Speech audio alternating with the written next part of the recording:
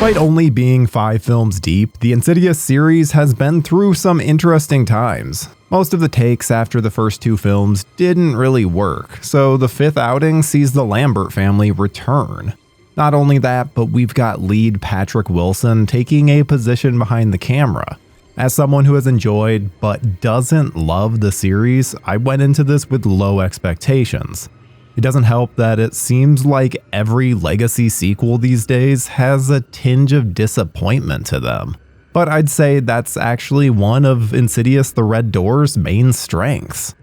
I was very trepidatious going into this film as the second entry ended with the leads having their memories erased.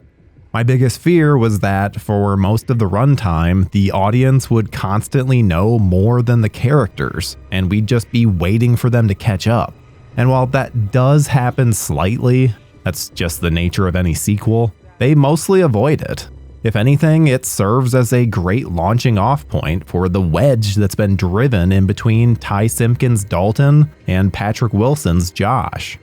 Bringing back the Lambert family proves to be more than just a gimmick, as Simpkins takes center stage and really impresses. While Patrick Wilson of course has his moments, he mostly gives Simpkins the room to make an impact. Ty is not the same actor that he was in the first 2 films, and he really gets to show how much he's grown as a performer.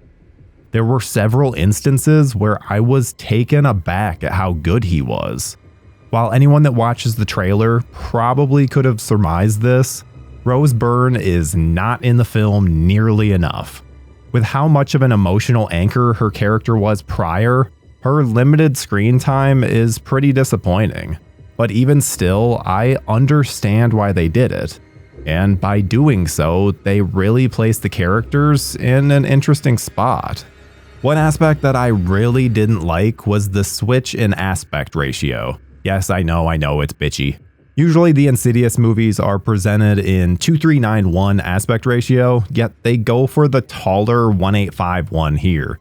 I'm sure this isn't going to bother most, but it really took the franchise's identity away.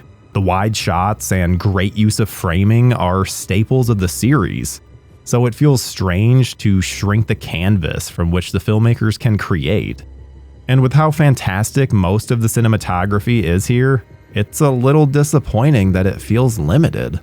Another key factor when going into this film is going to be whether or not you enjoy jump scares.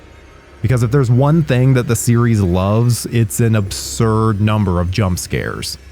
As someone who mostly just gets annoyed with them, I can't say that that was any different here. However, I did appreciate the tension that they could build with the anticipation of them. The audience is clearly aware of the appearing from behind scare, and the filmmakers really used that to their advantage. Like any good sequel, we got the return of some memorable characters from the franchise's past, but I won't spoil them here. This truly feels like a film that is both trying to honor the movies that came before it and make them better by providing more context to them. While this is certainly a slippery slope, as the unknown is often scarier than the explained, I really liked the messaging in this one. It's about facing your fears versus hiding from them and trying to forget. While Insidious the Red Door doesn't break any new ground, it revitalizes the series in an interesting way. Let's just hope they leave the Lambert family alone. They could use a break.